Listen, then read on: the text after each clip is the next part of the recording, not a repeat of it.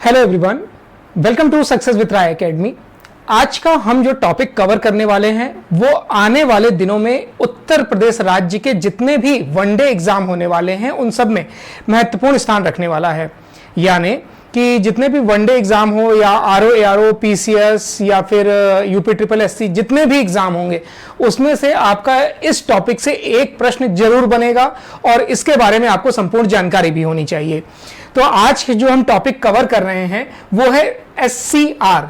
आपने हमेशा एनसीआर के बारे में सुना होगा, लेकिन आज हम आपको उत्तर प्रदेश के एससीआर के बारे में बताने वाले हैं।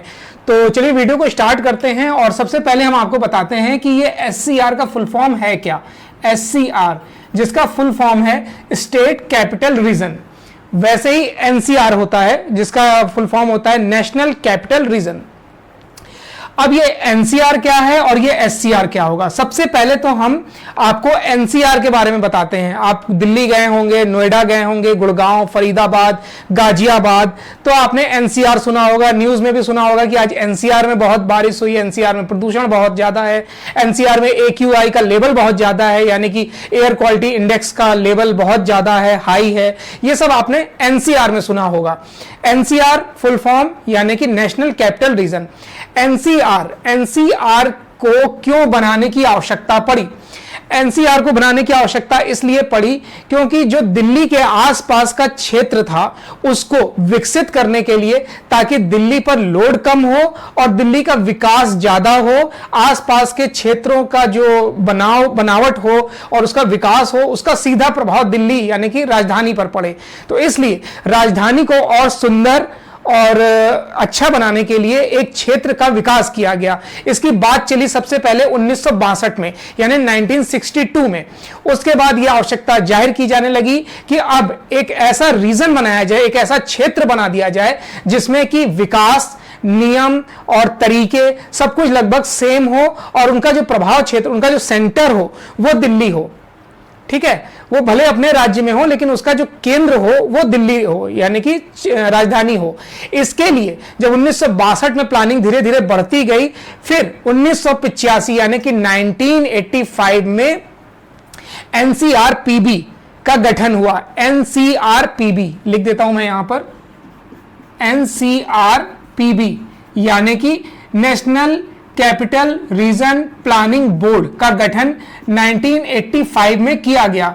इसके तहत 1985 में जब इसका गठन किया गया तो इसमें गाजियाबाद, फरीदाबाद और गुड़गांव, नोएडा और ऐसे शहरों को, इसमें गाजियाबाद हो गया, गुड़गांव हो गया, नोएडा हो गया और आपका इन शहरों को इसमें शामिल किया गया। बाद में इसमें बागपत और इसमें मेरठ जैसे शहरों को भी अब जोड़ा जा रहा है।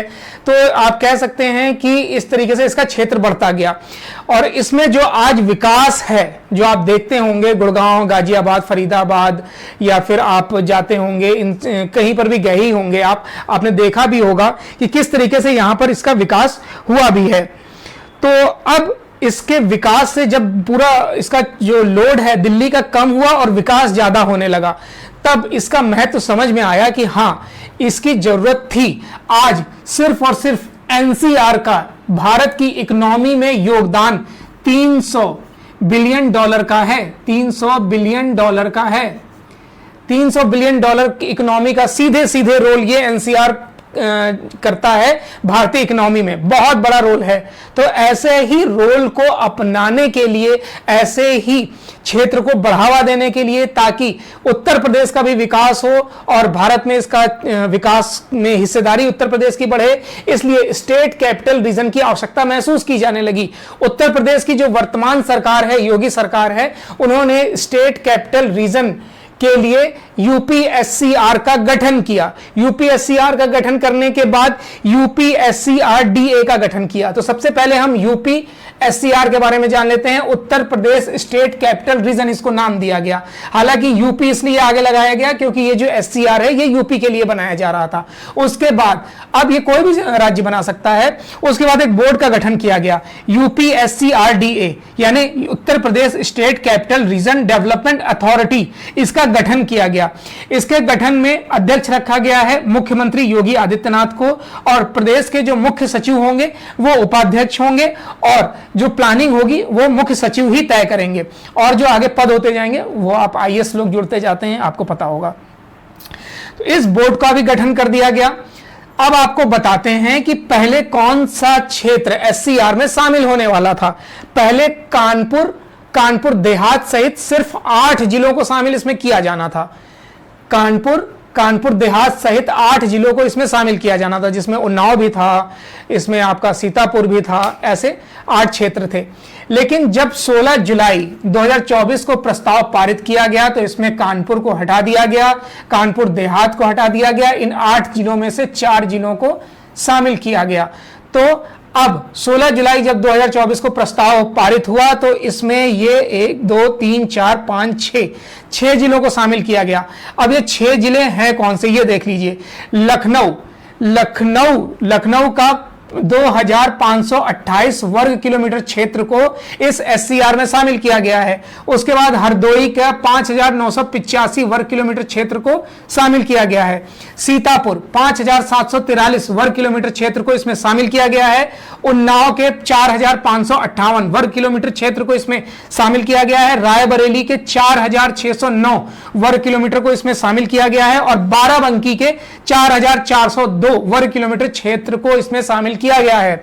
हालांकि इसमें अभी और भी प्रस्ताव मांगे गए हैं, कुछ और क्षेत्रों को शामिल किया भी जा सकता है।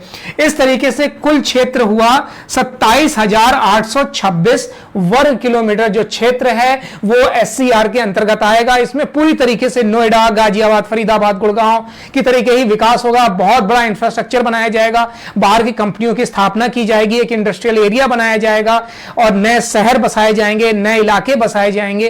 तो ये सब कुछ SCR के तहत होने जा रहा है।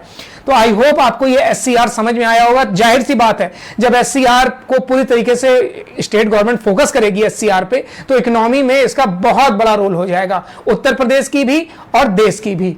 तो आज आपको समझ में आया जो उत्तर प्रदेश का SCR बन रहा है वो 6 जिलों को लेकर बन रहा है। आप ये 6 जिले जरूर याद कर लीजिएगा। लखनऊ, हरदोई, सीतापुर, उन्नाव, रायबरेली, बाराबंकी, कानपुर देहात को इसमें बाहर कर दिया गया है। आई होप आपको ये वीडियो समझ में आया होगा कि NCR क्या था, क्यों उसकी जरूरत महसूस हुई, क्यों बनाया गया था, और अब ये SCR क्यों बनाया जा रहा है। तो आपको ये वीडियो कैसा लगा, इससे संबंधित अगर आपके कोई भी डाउट है तो आप कमेंट बॉक्स के माध्यम से पूछ सकते हैं। वीडियो देखने के लिए बहुत बहुत धन्यवाद।